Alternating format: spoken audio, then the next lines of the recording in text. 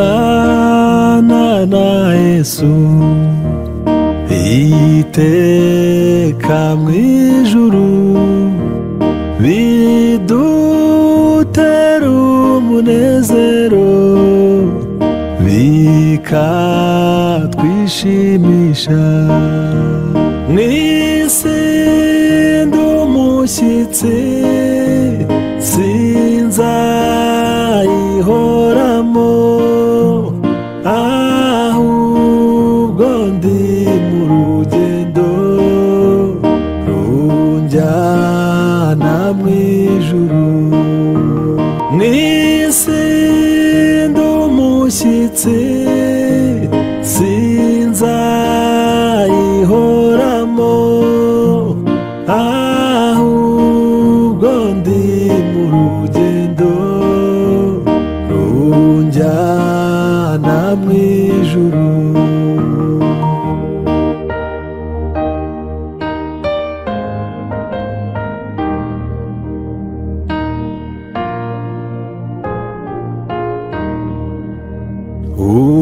urugo rw'Imana ajya runyereka ndurora runyegereye arumishuriye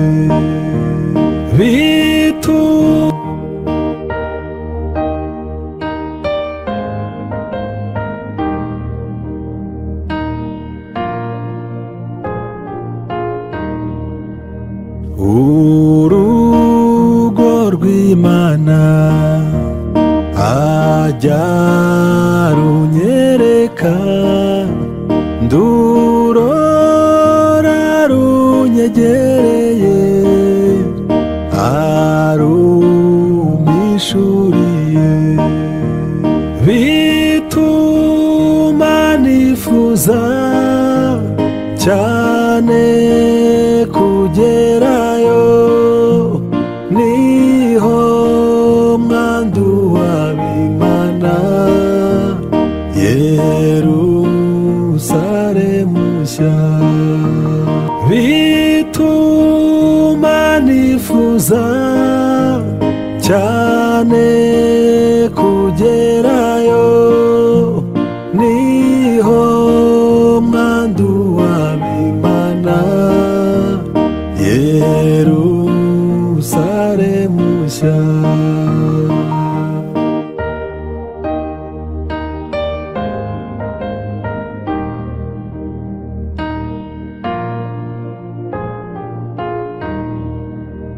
Pawulo yaravuze ati tuzabana iteka ryose n'Imana niko tubisoma iryo sezerano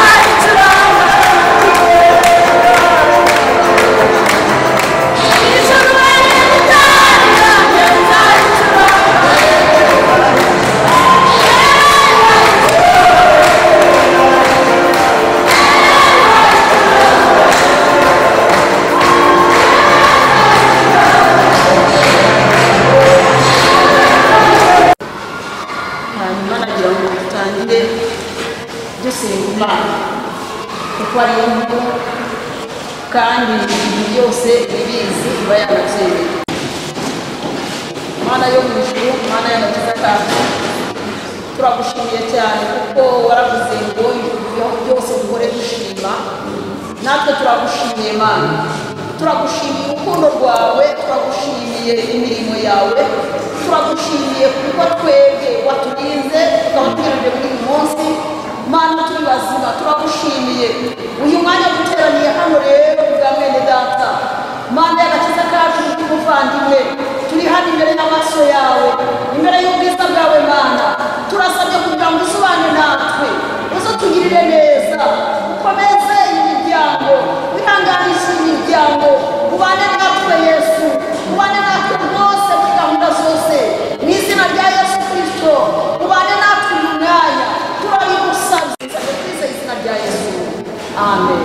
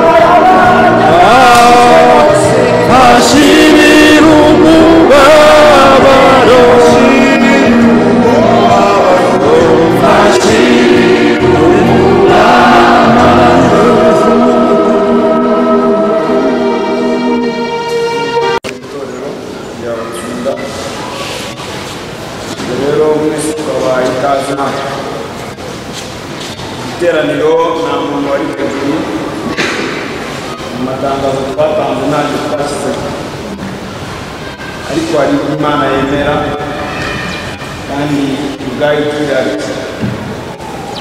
Kuvuga rero ngo duteranijwe n'ubukwe guherekeza mushiki wacu, kandi nabwo ndagira ngo twifashishe ijambo ry'Imana usanga muri Zaburi ya 90 basoma umurongo wawo w'icyenda kugeza ku murongo wa 12. Zaburi ya 90 umurongo wa 9 bibe ijambo ry'Imana ritubwira. Kuko iminsi yacu yose ishize tukiri mu mujinya wawe, imyaka yacu irangiza nko gusubiza umutima. Iminsi y'imyaka yacu ni imyaka 70, ariko kandi nitugira intege nyinshi ikagera kuri 80. Nyamara igira twabyara ni imyibuko n'umubabaro, bishira vuba natwe tukaba tuvuga. Ninde uzi imbaraga z'uburakari bwawe, akamenya umujinya wawe uko wowe ukwiye kuba? Yigishe kubara iminsi yacu, ibyo bituma bitunga imitima y'ubwenge. Imana yacu ifasha. Ongera dusome andi magambo. Ariko hageze igihe bamubwira amakuru, arababwira ngo mujye kuzuka n'ubugingo, unyizera naho Imana. Tugeze ahantu habaye ibyago n'ukungu, turi mu nzu nk'iyi, hari umuyobozi nk'uko ariko abwira abantu, barababwira ngo wari amatini yaje, ngo babwire abantu umuntu ntiyapfuye ngo yasinziriye. Ngo ariko ndagira ngo mbatangarize ko uyu tugiye gushyingura ngo yapfuye byarangiye. Mana, ntabwo dufite amagambo menshi yo kuvuga kubera ko turababaye, tubabajwe n'uko mushiki wacu yatuvuyemo ari umwana mutoya. Mu bitubabaza n'uko yagize amateka, kandi hari imigambi yajyaga agambirira natwe hari uko twamutekerezaga akwiye kuba. Ibyo ni byo bitubabaza, ariko washimye kumwishyira kuko imigambi yawe ntawabasha kuyirogoya. Wabonye yuko ari urubuto rweze urusarura, tutishingikirije igihe cye, tutishingikirije imyaka ye. Wewe ufite uburyo umunsi, kandi uburyo umusimo mbere yuko abaho wari umuzi, wari uzi naho aherereye. Twe twamubonye aje, niwe uzi ukuntu yaje, ni nawe uzi uburyo ki umucyuye n'impamvu zayo. Ntabwo twebwe twabasha kumenya no kubisobanukira. Niyo mpamvu dusabye kugira ngo umuryango Mana uwuhumurize, niwe ufite amagambo yo guhumuriza nyayo. Twebwe ari n'igihe tubwira umuntu ngo komera, ariko kandi tukanamukomeretsa, ariko wowe ufite amagambo y'ihumure. Niyo mpamvu ijambo ryawe ritubwiye ko dukwiye guhumurizanya tuvuga ngo umwami Yesu azaza. Nanjye nsenze ninginga kugira ngo umwami y'umuryango, izi nshuti, aba bavandimwe baye gukomeza gutekereza ku minsi yabo, kuko umwami Yesu azaza, kandi naza tuzaruhuka imiruho. Dufite ibyiringiro ko uru rupfu ruzagishyirwaho iherezo narwo. Urakoze Mana nziza, urakoze ibyiringiro byacu, bwakomeza kudushyigikira no kutwitaho. Nta wundi dufite dukeneye, niwe wenyine dukeneye, kuko ari urenga imbibi zose. Urakoze kuri wese, biteze mu izina rya Yesu.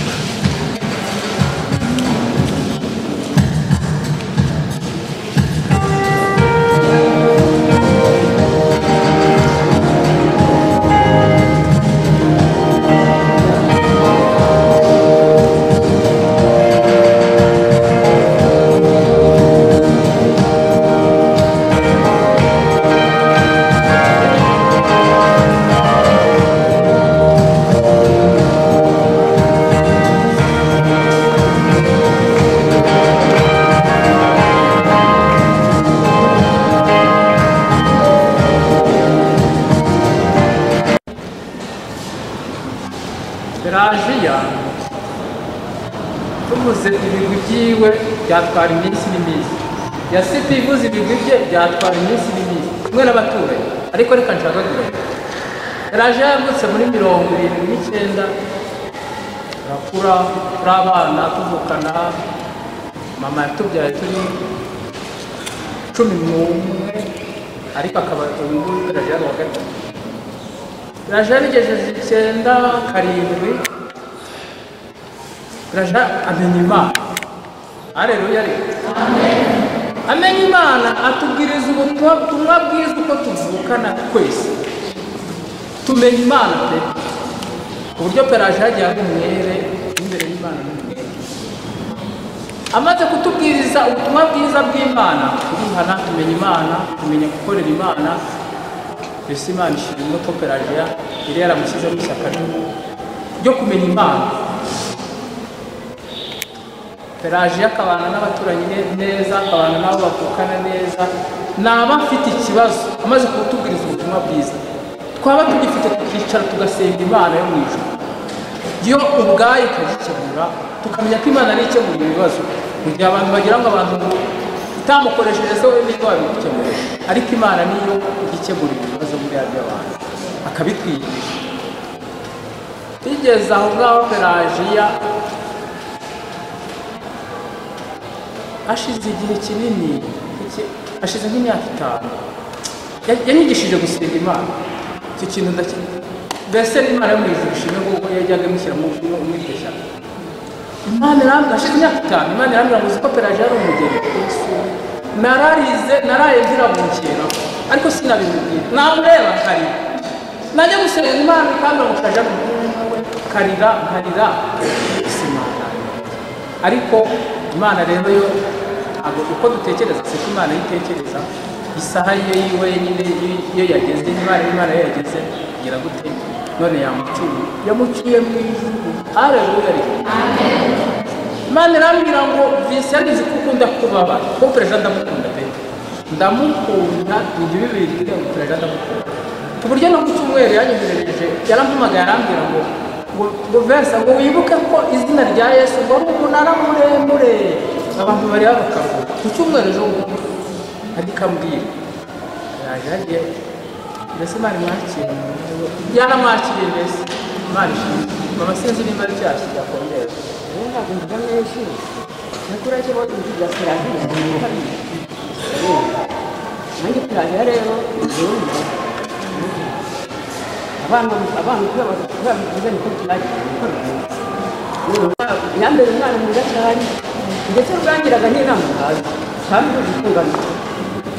Pelajiya rero ubutwari bwe buzakira mu Rwanda, azakira rero umuntu yagize kuhuza maze reka namwe ndabashimiye kugira ngo igitego byamugaraho n'ubu hari n'umushaka amahoro, maze rero murakoze. Imana murakoze.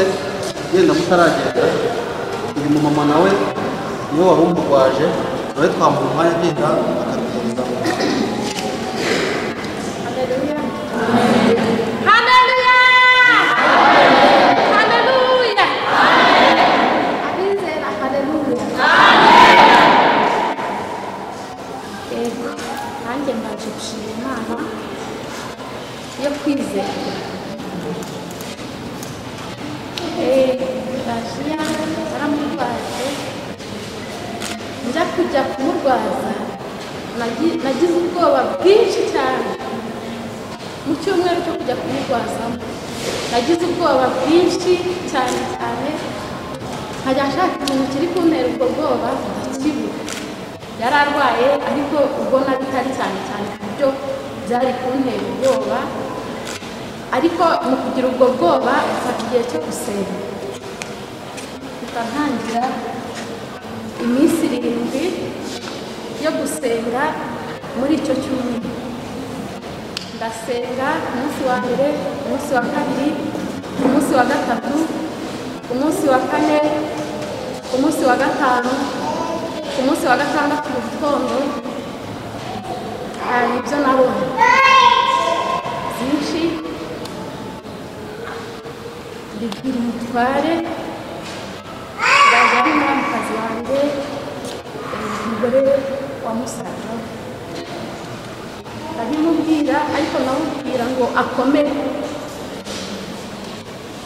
Ego uwo munsi wo ku wa gatandatu mu gitondo mbyuka mva ashaka gusura abantu barwaye, ariko mpera w'umugabo nanone wo kwa se wabo bari bafite umwana urwaye, ndagenda ntindayo nabo nyine nabonaga bitameze neza, ariko nzi neza ko natwe dufite umuntu urwaye kandi ufite randevu i Kanombe, ariko uwa mbere hari ku itariki 11, ubwo ku wa gatandatu hari itariki 9. Nge amakuru nari nayahawe ariko mu marenga akomeye y'ibyacu sinamenya ibyo mwirwa, ariko nkomeza gusenga. Mu ijoro nasenze kabiri ndi kuvuga ngo nanzura urupfu, ariko Imana hanyuma njyane nongera kubona mpura n'umuvugabutumwa ndi kumwe n'uyu mukuru wanjye, ngo ndamubwira ngo uzadutabare. Hanyuma ya ambulance nabonye ndavuga ngo nkimara kubona ibyo navuze ngo ntabwo nakwemera ko umuntu wacu tumushyingura tutavuye mu bitaro. Ngiye kubona mbona ambulance iparitse kwa tante wanjye, nkajya mbona ari ibintu bimwe ntari gusobanukirwa, abaza Imana ariko ubundi ibyo ni. Hanyuma y'iyi ambulance nongeye kuryama namaze kubwira umutware ibyo ndimo mbona ndi kumwe n'uyu mukuru wanjye kunyura ku muvugabutumwa. Abantu b'Iyonga baramuzi bamwita Musaraba, bamwamwitaga Musaraba ariko yitwa Vianney. Tumunyuzeho njye n'uyu turakubwira ngo uzadutabare wa muntu wacu mutavuye.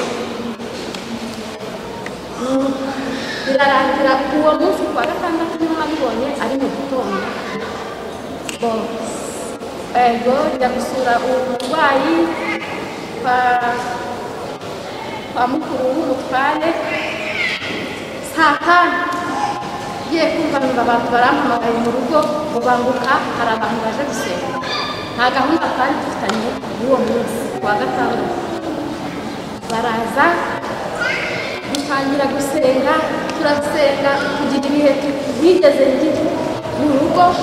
Imana imbwira ibintu byinshi, ndaguhetse ku mugongo, guhaye imbaraga, ndagukomeje, ndakugendesheje, gurinda indwara zandura, gubereye ibintu byinshi cyane. Ibihe bibibihe saa 10:30 ngiye kumva numva yaraje arampamagaye arambwira ngo mama bebe, yakunda kuvuga ngo mama bebe, ngo ngwino ihute ubwire ngo ntagire ikindi ureba. Yakundaga kumbwira ngo uhumure kandi ntugire ubwoba. Yarizeraga cyane, yari umunyembaraga. Ikindi kandi yarihanganaga cyane cyane. Nuko birangira rero uwo munsi turimo gusenga, twarimo gusoza, nahise njyayo.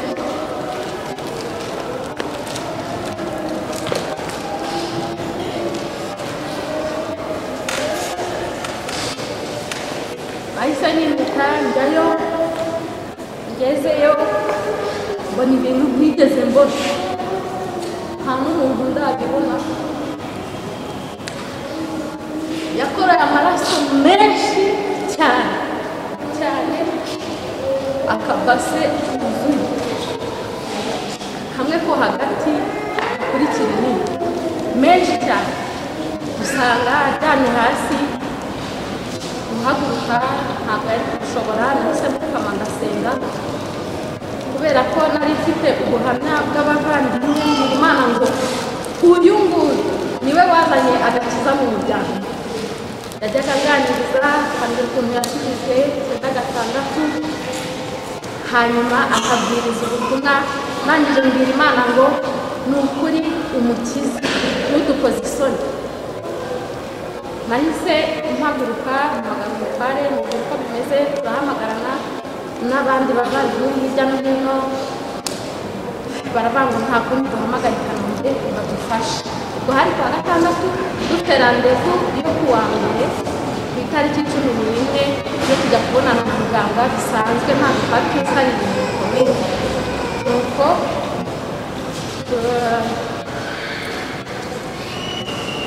ambulance yadutabaye vuba vuba twarayihamagaye muri ayo masaha ya saa 11 hejuru y'iminota ambulance iraza ikiza uko nayibonye nuko abo bantu bayishagaye ndavuga nti bya bintu nabonye burya ntabwo byoroshye ndavuga nti reka nsenge ariko we agahora ambwira ngo uhumure ntacyo nzara kandi akongera akambwira ngo ujye ukomera ngo ngende Imana yigeze kumbwira ko ndi umugeni arambwira ngo ndi umunyabugeni Imana yasezeranyije ubugeni ngo ni wowe nshaka kuzandwaza ngo nta wundi muntu ushaka azandwaza ngo ndashaka ko umba hafi ngo tukajya twisengera ngo mama bebe sibyo twaragiye uwo munsi tujya i Kanombe atavuga ameze nabi cyane ibyo twagezeyo abantu bose bari kwambara uwaraka ariko nari mfite gukomera kuwa munsi wa gatandatu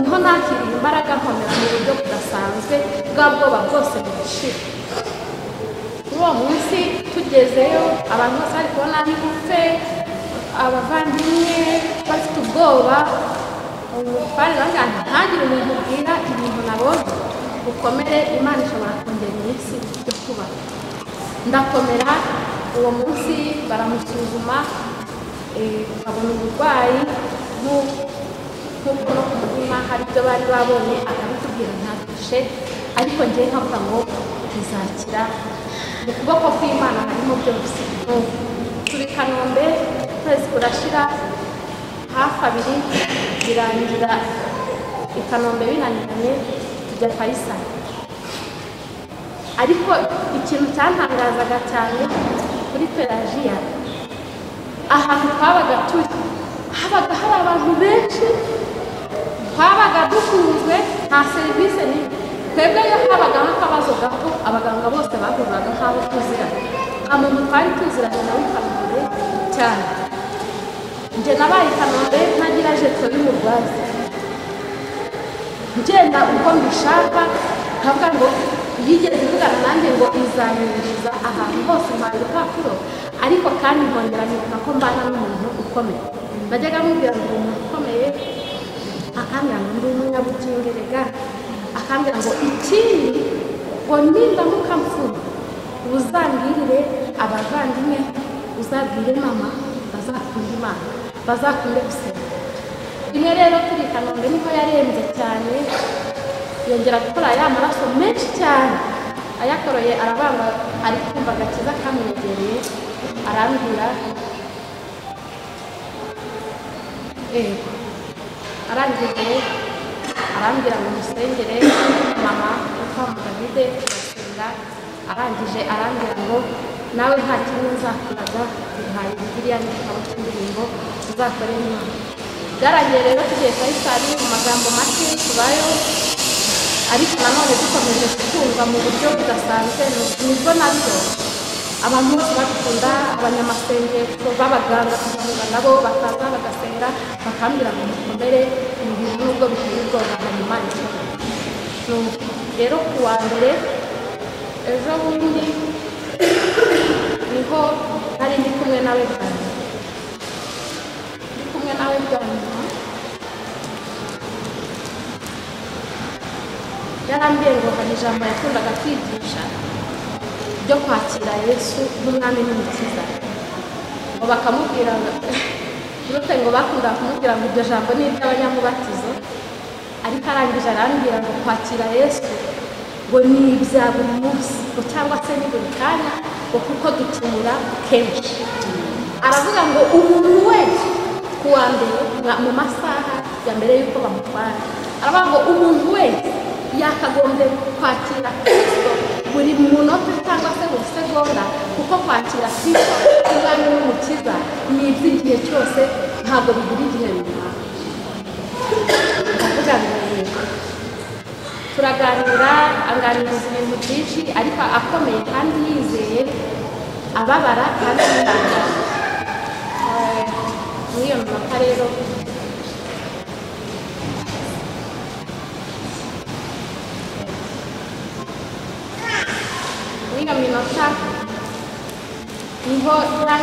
turabaramushije nambere baje gushimira Imana kuko ari hejuru y'ibintu byose ubundi yishimiye mwebwe mwese abashije kugera hano barambwiye ngo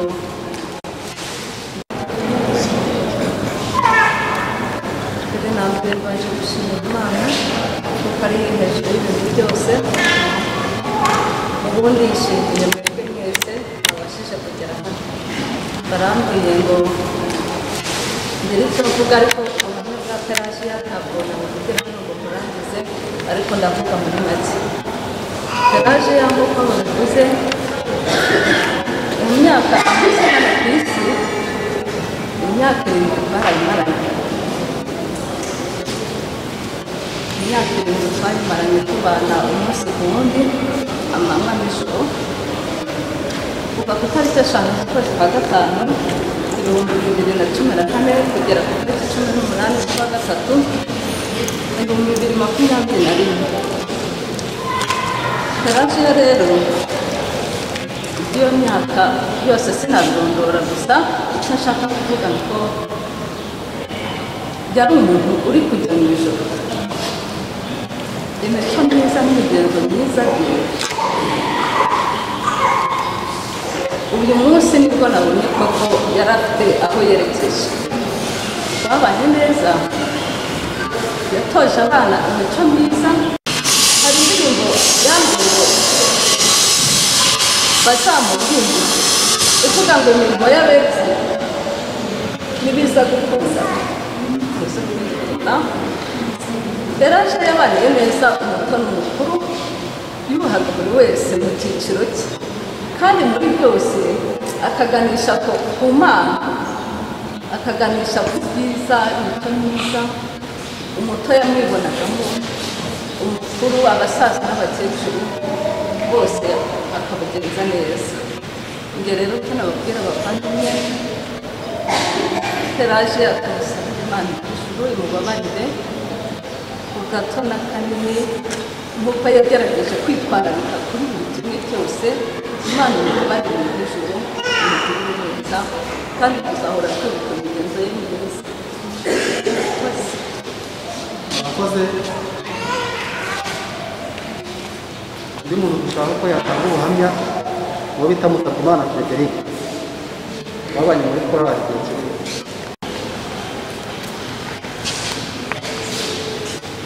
Yesu ashimwe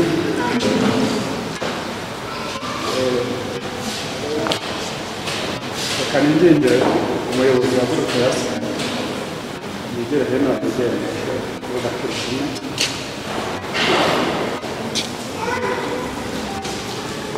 ntabwo ndi butinde cyane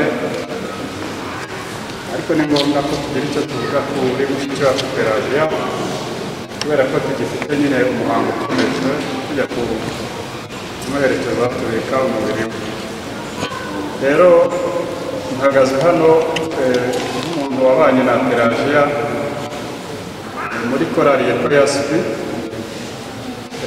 uyu Pelajiya nk'uko bababwiye ko yamenye agakiza ndetse yakiriye agakiza abatizwa mu mazi menshi mu mwaka w'1997 tumuzi aje muri korali ya Sipi mu mwaka w'1998 ari mu kwezi kwa 12 murumva imyaka 21 yaburagaho ibyumweru bibiri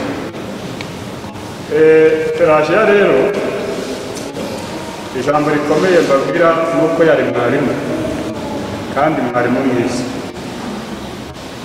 mu myitwarire ye mu murimo w'Imana yabaye intangarugero bituma njyewe mwita mwarimu kubera uburyo yitwaye kandi bigaragaza ko ari uburyo bwihariye kuri Pelajiya twakoranye nawe umurimo w'Imana afite intege nke z'umubiri kuko yaje arwaye ariko ashobora guhaguruka mu rugo kuva mu rugo aza ku rusengero yatereraga umusozi abantu bacu barahaza akagera ku rusengero ananiwe cyane kuko yahataniraga cyane gutera intambwe agira ngo ataza gukererwa isaha ya korali itangire igere aho igeze Pelagiya twakoranye imirimo myinshi muri iyo korali, cyane ko twagiye tugira imirimo y'amaboko dukora turi kubaka umurimo w'Imana, tukagerageza kumworohera no kumubuza kugira ibyo akora nk'umuntu twari tuziranye, ariko akaduhakanyira akatubwira ati mujye mureka nkora ibyo nshoboye.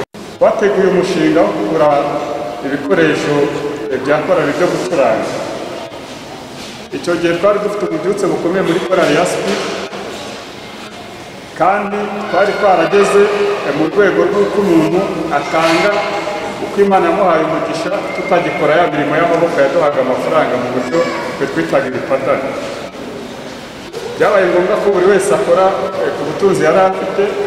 Uyu Pelagiya yaracuruzaga, hari ukuntu yacuruzaga turimo ibiribwa, azana kuri buri kimwe cyose kugeza no ku kibiribwa.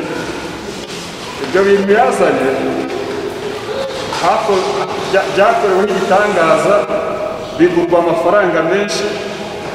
Ubwanjye navuga ko ashobora kuba yarikubye inshuro nka 50 mu gaciro byari bifite. Niba wenda ibyo birumvikana, Pelagiya aba umwarimu muri ubwo buryo. Pelagiya yageze ku rwego rwo gutanga imyenda kugira ngo akore umurimo w'Imana. Yatanga imyenda, umuntu agahaguruka akavuga ati ngewe imyenda ndayigomboye, Pelagiya nayisubirana ariko aya mafaranga ikwiye ndayishyura. Umuntu akayishyura, Pelagiya akagaruka akavuga ati nyisubijemo.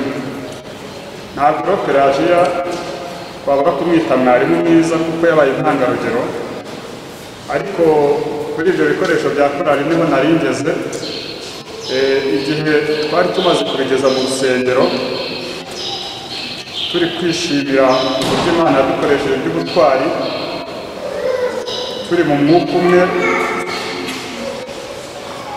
Pelagiya yari amaze igihe gitoya abizi ko ari umugeni, Imana yari yarabimubwiye.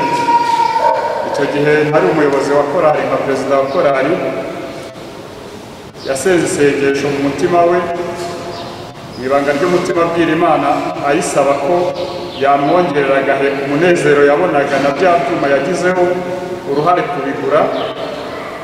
Asaba Imana ko yamwongerera agahe ko kuririmbira kuri bya byuma. Munyihanganira ku kantu mukumve neza. Imana yo mu ijuru ivugira mu buhanuzi ko umugeni wayo ayisabye agahe kugira ngo aririmbe kuri bya byuma.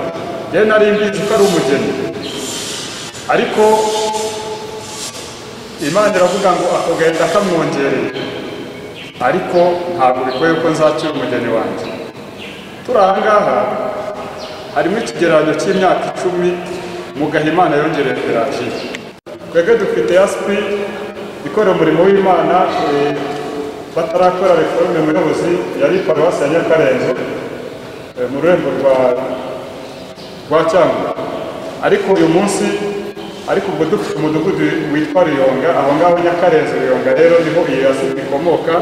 Hari bene data baje bayihagarariye, uriya ni perezida wa korali yahaguruka mukamureba, ariko nanone ni musaza wa Pelagiya. Rero abangaba mwabonye ni ishami rya ya korali twagiye tuva hariya mu buryo Imana twese tuyoboramo, turabizi, turaza dukorera umurimo w'Imana. Aha ngaha niho tubarizwa.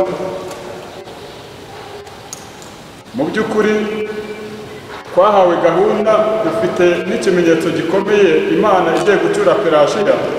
Umuyobozi w'amasengesho turamufite hariya, ihangane uhagurutse ndi kugenda ngira ku musozo. Imana yamuhaye gahunda y'uburyo ategura amasengesho y'ibyiciro. Mu byiciro rero Pelagiya yabarizwaga mu cyiciro cy'abakobwa, kandi kuko Imana yasohoje ibyayo, niyo mpamvu ndi kubivuga, ntabwo ari ibanga. Ibibanga nyine tukibitegereje, abasenga Imana isezerano turitegereza ducecetse, icyakoze turiganiraho n'abo Imana yari duhaye turi kumwe dusenga. Ariko niba Imana isohoje isezerano, abakobwa bo muri SP bateguye amasengesho, nicyo cyiciri cyabanje basenga mu gihe bavuze ngo amena, babihuze n'igihe batubikiye Pelagiya ko Pelagiya akuwe mu mubiri. Imana rero yari yabivuze ko nibamara gusoza amasengesho umugeni azapfa. tubujijwe rero hano twebwe kurakara kubera ko dufite ibyishimo mu mitima yacu ko Imana ikiwe umugeni wayo. Icya kabiri ni uko natwe ubwacu bitugaruka bigatuma twitekereza kugira ngo natwe dutegure iby'ubugingo tuzabane mu bwami bwo mu ijuru. Numva rero mwarimu wacu Pelajiya muri yasipi wabaye intangarugero kubahiriza igihe dusenga Imana, wabaye intangarugero mu bwitange bukomeye utwoherereza mesaje ubutumwa muri za telefone zacu dufite. Nubwo ijambo ry'Imana Pelajiya ryabaga rimufasha ako kanya agahita aritambutsa kuri ba bandi bene se basengana, nkabona mesaje ya Pelajiya nabaga nzi ko ari ijambo ry'Imana nyohereje. Ahangaha bya bindi byo gukora umurimo w'Imana nta muntu wabona urugero bivugaho. Pelajiya yakoze umurimo w'Imana agatanga amafamiye buriya biriya wavuze. Niba Pelajiya yarabaga afite amafaranga 100 we yabaga yakuye hose, yarazanaga gukora umurimo w'Imana ibindi bikazana. Ni mwarimu mwiza rero umuyobozi wacu. Reka usubikira ahangaha ariko n'inginga nti natwe bitubere isomo kuri mwarimu wacu, tube intangarugero muri byose kugira ngo mu gihe tukiri muri uyu mubiri tubiharanire, kuko nidukundwa muri uyu mubiri ikizaba gisigaye ni uko umuntu yaza agatanga ubuhamya bw'ibyacu twakoze tukiri muri uyu mubiri. Imana ibahe umugisha rero. Wenda nka perezida wa groupe yasipi agize icyo avuga mu ncamake twasubiza umwanya umuyobozi wari uduhaye ijambo. Murakoze. Imana ibahe umugisha. Yesu ashimwe. Navuga ibintu bitatu Pelajiya yansigiye kandi akwiye no gusigira abari bamuzi n'abo babanye nawe hano muri yasipi, yaba y'epfo yaba i Kigali. Ijambo rya mbere njya numva amazina mu murimo w'Imana abantu bitwa, numva mu muntu witwa ngo Bishop. Ntabwo sinsobanukiwe cyane icyo bishatse kuvuga, ariko numva ko ari umuntu uri hejuru. Kuri njye yari Bishop wanjye, kuri njyewe Papa Yakini yari Bishop wanjye. Yari umukristo mwiza, yari umuntu uri hejuru yigiraho, ntanabasha gufungura imishumi y'inkweto. Yandushaga ibintu byinshi, kandi mu bintu nubaha njye mu isi nubaha umuntu ndusha ibintu byo kushaka byo kubazima. Yewe numva nabana nawe nagushakaho ubucuti, ndakubaha. Nicyo kintu nubaha mu isi, umuntu uzi Imana kandi ukunda Imana. Ndamwubaha iyo ava akagera, nubwo yaba ari umwana mutoya. Nzi neza rero yuko yari mwarimu, yari Bishop, yari pasiteri, yari umushumba wayo mu buryo tuziranyeho, kandi ndabizi neza ko niwe muntu wasengeraga cyangwa agasengera n'abantu bose nta buryane ku mpamvu y'umurimo w'Imana. Telefone mperuka kuvugana nawe ya nyuma yatumyeho umuyobozi wanjye dukorana w'amasengesho amubwira ngo umbwire perezida mpamagare tuvugane, ndamukunda. Hanyuma nza gushaka umwanya ndamuhamagara, nari nzi ko nyine atabasha kuvuga, njye niko nibwiraga. Tuvugana neza cyane nk'umuntu udafite ikibazo na kimwe. Rero mu bintu twavuganye ibyasigayemo cyangwa se n'ubu mfite kuri rekode kuri telefone, dutangiye kuvuga nashize n'umunota umwe, ijwi ryarambwiye ngo mufate rekode kuko n'ubwanyu bumuvuganye. Ntangira ndarekodinga, ikiganiro ndagifite, ariko mu bintu yambwiye bikomeye yarambwiye ngo perezida wambwirira Imana ikankura hano hazongera kubabona. Ndamubwira ni Pelajiya birashoboka ku Mana kandi bitanashobotse.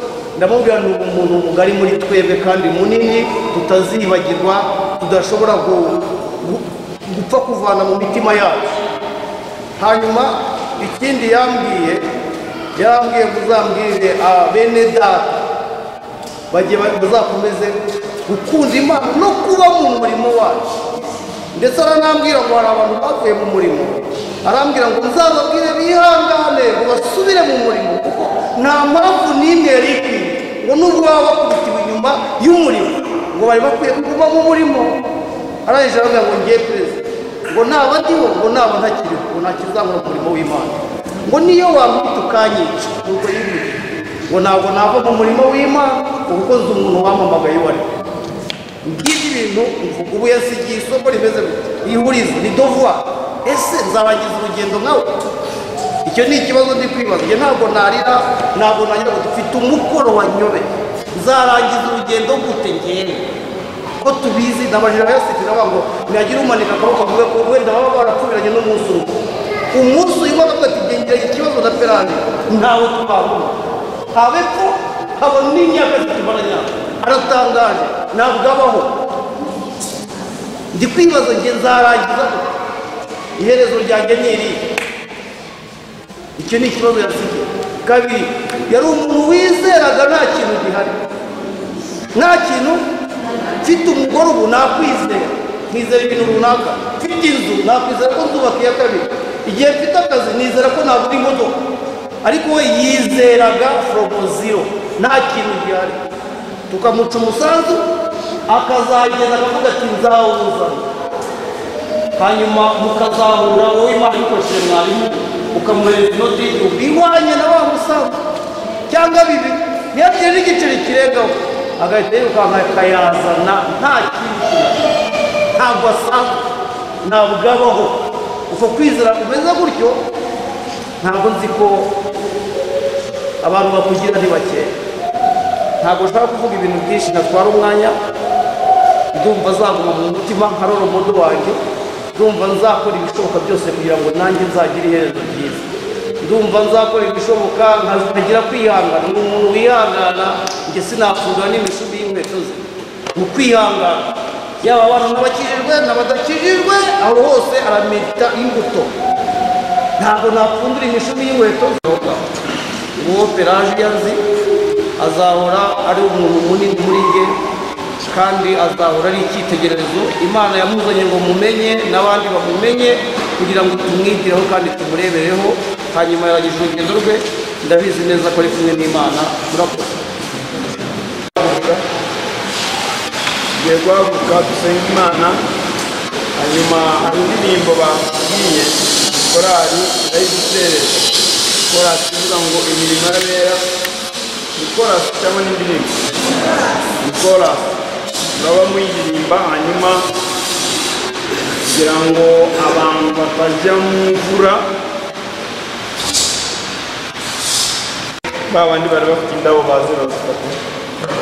Kuko iyo wagambiriye gukora nta n'umwe ubasha kubikoma mu gukora. Ukora ibyo ushaka, ukabikora mu gihe ushakiye. Ni nayo mpamvu Mana Data wa twese uri mu ijuru washimye kwisubiza umushuti wacu Pelajiya. Ukomeje kwihanganisha umuryango ndetse n'inshuti, kandi tunejejwe n'amakuru meza bakubwiye kuri we, ko mu gihe cye nubwo yagaragaraga nk'umwana mutoya, ariko yakoze ibyo abantu bakuze, kandi bagize umugisha, bagira umugisha kuri wowe. Hamwe n'ibyo rero, ngaho komeza kugira neza, ukomeze kuduha kuzirikana natwe iherezo ryacu nk'uko mwene data amaze kubivuga. Dusoje iyi gahunda rero, ubwo tugiye gukomeza twerekeza hariya, tugiye kubika umubiri wa mushiki wacu. Ndasabye kugira ngo urinde buri muntu wese, rinda buri muntu wese, kandi igikorwa tugisoje nta wundi turamburira amaboko atari wowe. Icyubahiro n'ubutware bukomera ibyo byose mu izina rya Yesu, amen. Komeza muririmbe, hanyuma mu guherekeza turacanga isezerano.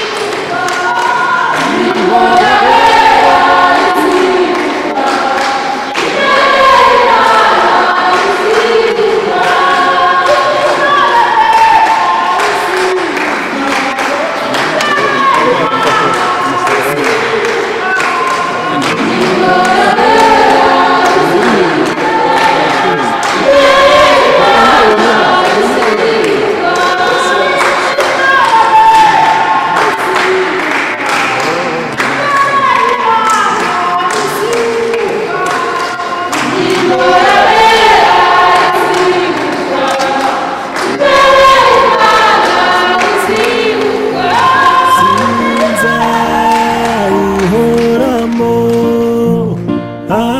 ahubwo ndi mu rugendo runjyana mu ijuru mw'isi ndi umushyitsi sinzayihoramo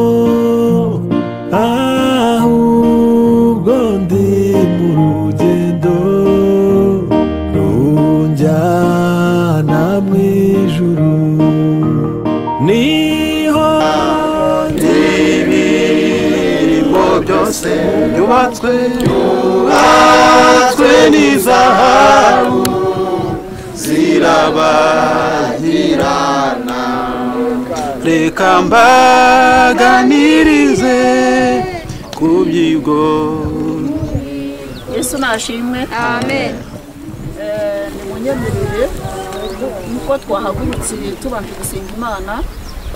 Reka nanone tukigera hano rero tubanze gusenga Imana, iyi gahunda tuyiragize Imana. Ndagira ngo rero dufate umwanya wo gusenga Imana duciye bugufi imbere y'Imana.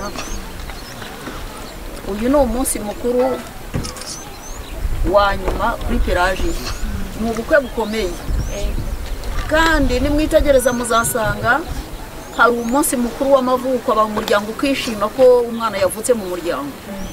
Hakaba umunsi mukuru w'ubukwe abantu bashyingira bakicara bakavuga bati twashyingiye, ariko hakaba n'umunsi mukuru nanone buri wese uyu munsi mukuru awinjiramo. Buri wese amahirwe dufite namwe gusa ni uburi muri Kristo Yesu.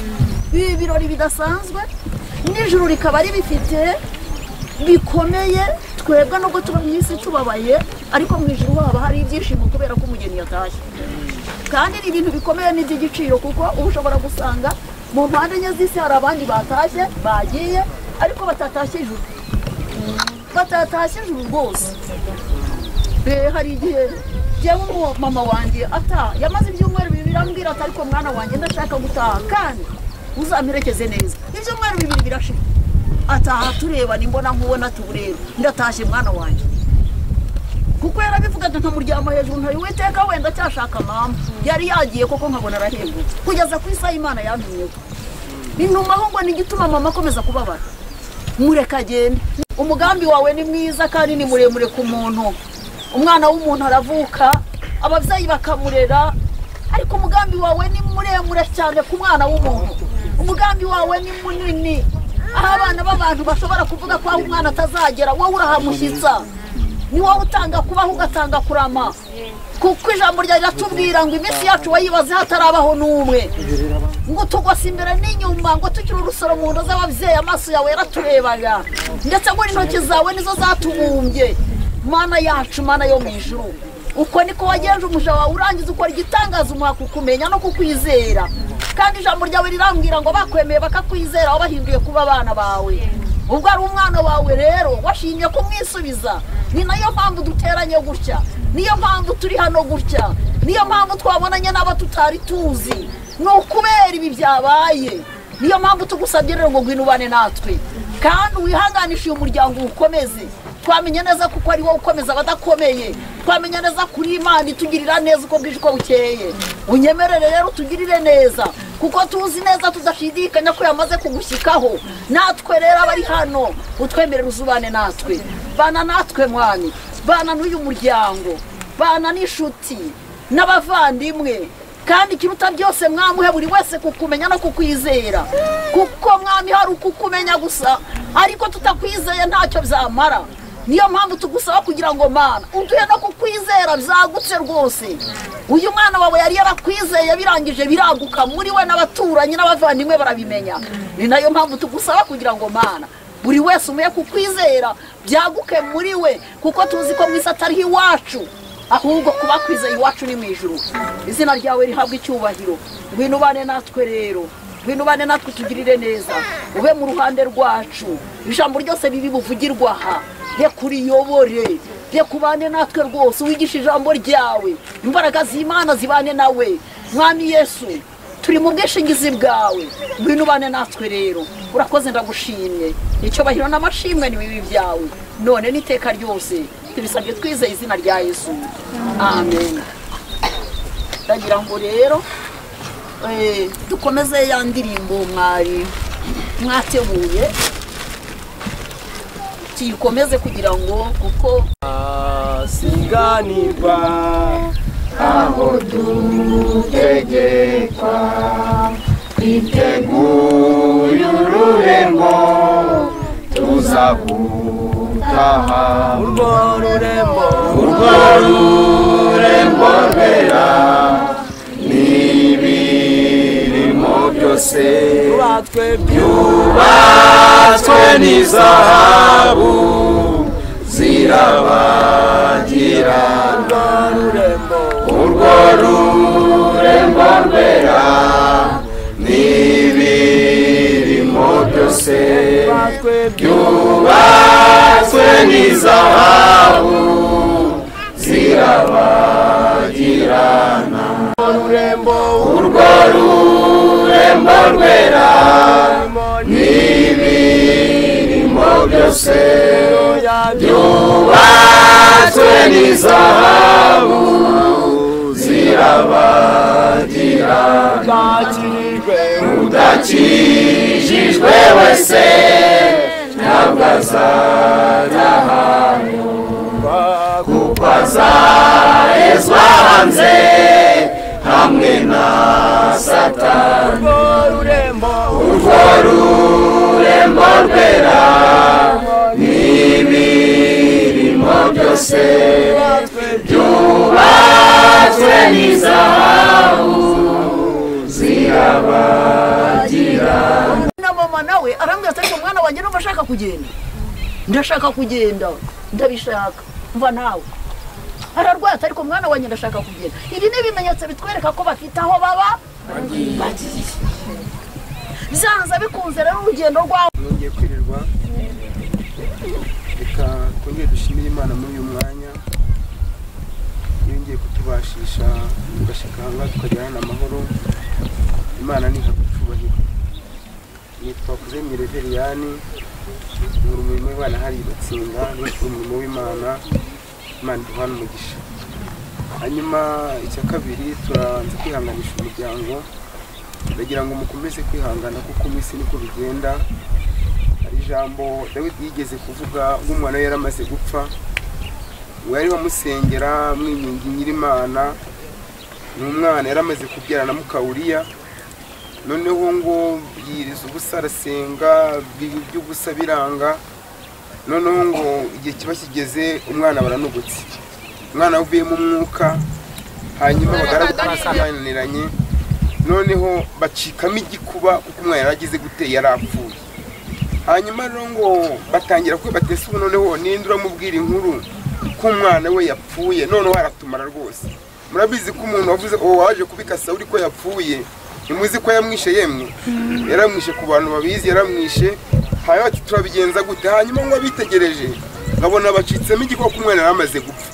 Hanyuma ngo batese none umwana birarangiye, baramubwira bati rwose birarangiye nta kundi. Ngarangije avuga ati noneho rero nimunzanire amazi nkarabe, mume n'ibyo kurya nge, mume n'ibyo kunywa nge. Baravuga bati nyakubahwa mwami ntago bibaho, wananiwe kurya umwana akiriho, none umwana arapfuye nibwo ugiye kurya. Dusome ijambo ry'Imana twihuse, ibyahishuwe 14 turahera ku murongo wa 13. Umurongo w'undi tugiye gusoma kumve icyo ijambo ry'Imana ritubwira.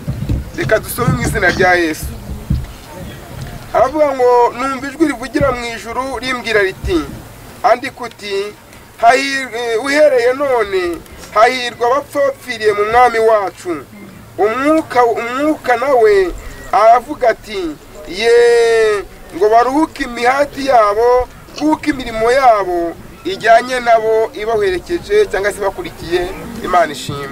Arigize ngo nsabe Vesa yigere hino hamwe na musabye Imana yigere hino baduhereza ubuhamya bwa Pelaje, kuko ubuhamya twabuvugiye ku rusengero ariko hari abantu batari bahari, genda nabo bumve muri makeya. Yitwa Vincent. Mwiriwe. shimye Imana ko yaciye umugeni wayo. Ijambo umugeni turibwiwe igihe kirekire, ntabwo rero byadutunguye. Gutaha kwa Pelagiya ntabwo byadutunguye. Mu masengesho ntabwo twajyaga dusenga ngo dutahe itatubwiye uburyo tugomba kwitegura umugeni.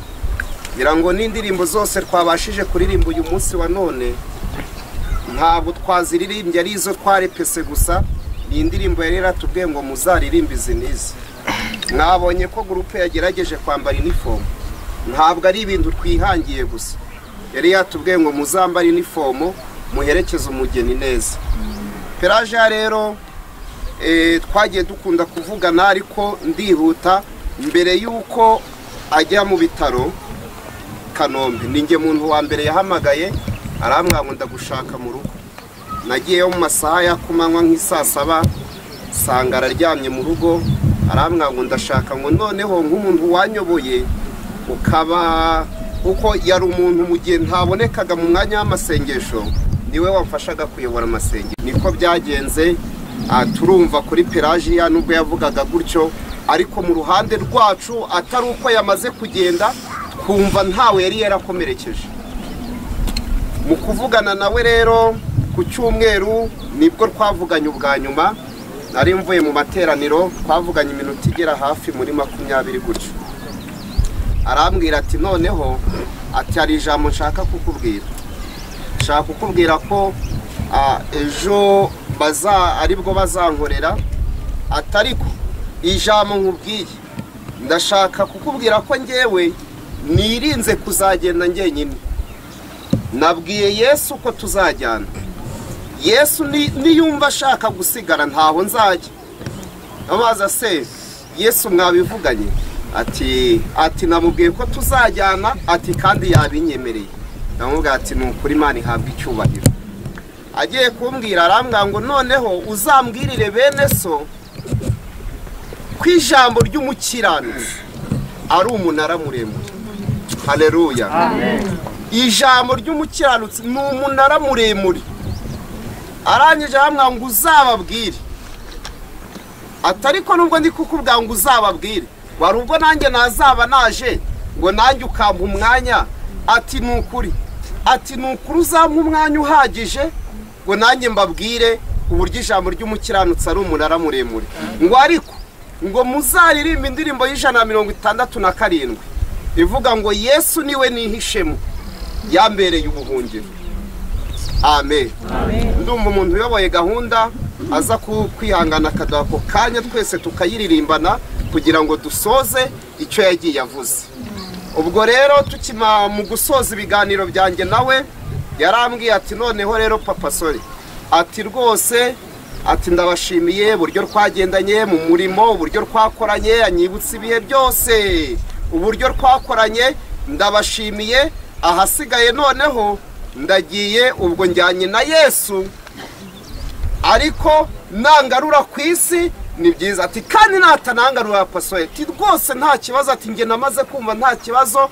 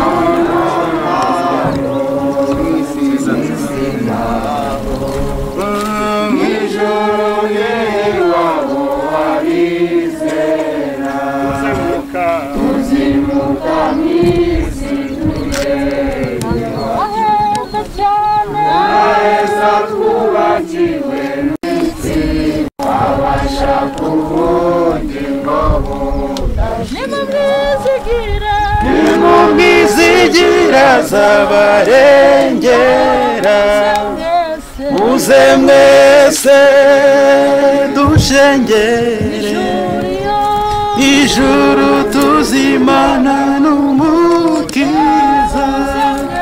muze mwese dushengere ijuru tuzimana n'umukiza tuzimuka mw'isi tugera iwacu aheza twubakiwe n'umukiza ku Mana yacu hari amazu meza yubaka mw'isuku tutarabona niho iwacu ubutura bwiza tuzahora niho iwacu ubutura bwiza tuzahora Yesu ni ufite amahoro meza urupfu n'ibyago ni ubitsi abashaka ubugingo budashira nimumwizigira zabarengera igitare gikomeye yambereye ubuhungiro umwami ni igitare gikomeye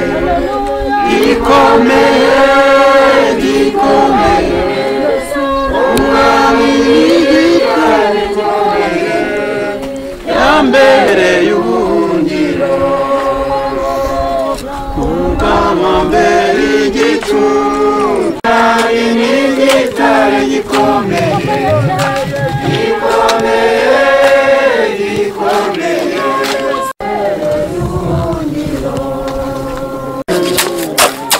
umwami ni igitare gikomeye uwo mwami yambereye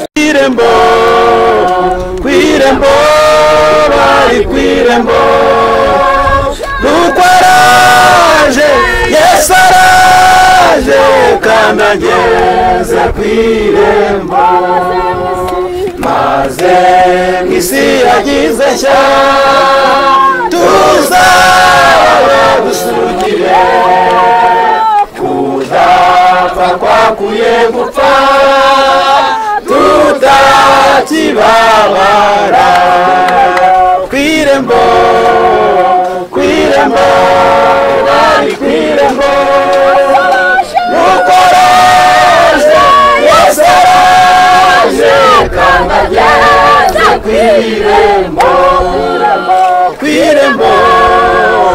kw'irembo bari kw'irembo nuko araje Yesu araje kandi ageze kw'irembo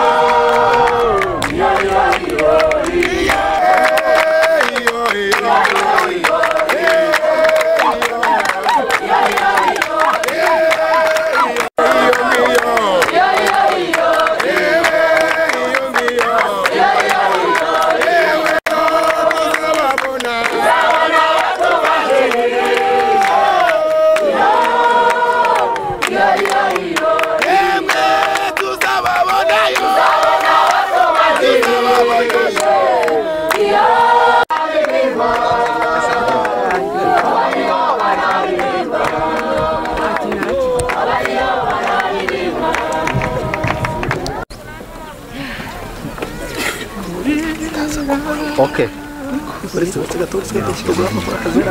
Noneho umugeni aratashye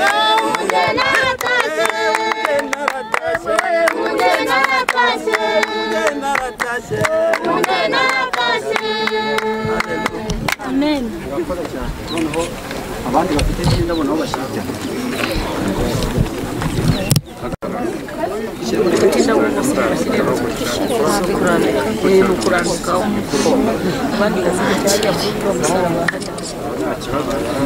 abandi muzegeke nyuma y'uriya karabo ariko ugiye gusenga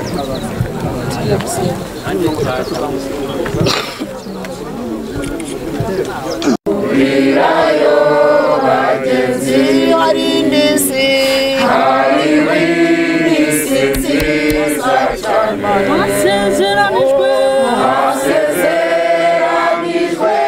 n'Imana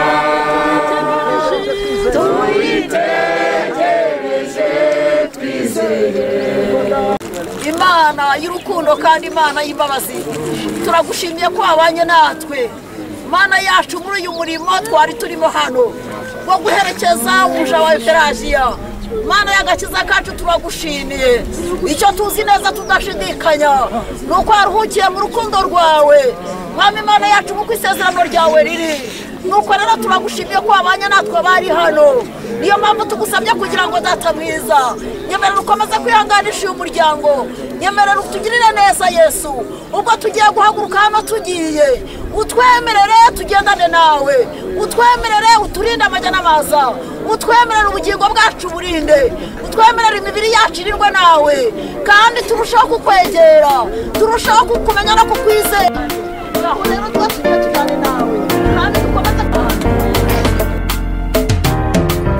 Yesu niwe nishemo yambere umugiro